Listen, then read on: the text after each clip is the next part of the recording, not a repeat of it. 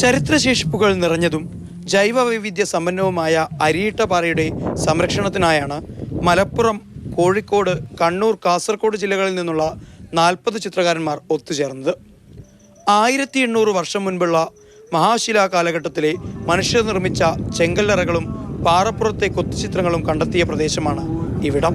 തീർച്ചയായിട്ടും ഇത് നിലനിൽക്കണമെങ്കിൽ, വരുന്ന തലമുറക്കും ഇത് ഇതേപടി നമുക്ക് നിലനിർത്തണമെങ്കിൽ തീർച്ചയായിട്ടും അത്തരത്തിലുള്ള പ്രവർത്തനങ്ങൾ ഇവിടെ നിന്ന് മാറ്റിക്കൊണ്ട്, ഇവിടുത്തെ പ്രകൃതിയെ ഇതേപടി നിലനിർത്തിക്കൊണ്ട് വരുന്ന തലമുറയ്ക്കും ഈ ഭൂമി ഇതേപോലെ കാണുന്നതിന് വേണ്ടിയിട്ടുള്ള ഒരു സംഭവം ഉണ്ടാവണം എന്നുള്ളതാണ് നമുക്കും പറയാനുള്ളത്. പാരിസ്ഥിതികവും ചരിത്രപരവുമായ പ്രത്യേകതകൾ അവഗണിച്ചാണ് ആണവ വൈദ്യുത നിലയം, സോളാർ പാർക്ക്, മാലിന്യ സംഭരണ പദ്ധതി എന്നിവ അരിയിട്ടപാറയിലും പരിസര പ്രദേശങ്ങളിലുമായി ആരംഭിക്കാനിരുന്നത്.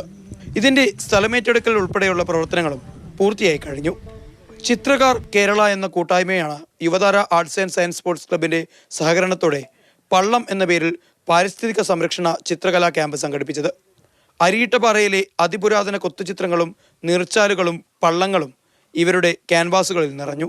ഈ അരിയിട്ടപാറയും ഈ പോത്താങ്കണ്ടത്തിൻ്റെയും പ്രകൃതിയുമായിട്ട് നമ്മൾ വലിയ നിലയിലേക്കുള്ളൊരു സമ്പർക്കം രൂപപ്പെടുത്തിക്കൊണ്ടിരിക്കുകയാണ്.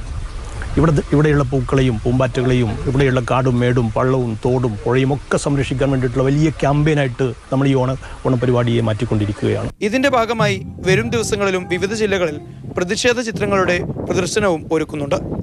മാതൃഭൂമി ന്യൂസ്, കാസർഗോഡ്.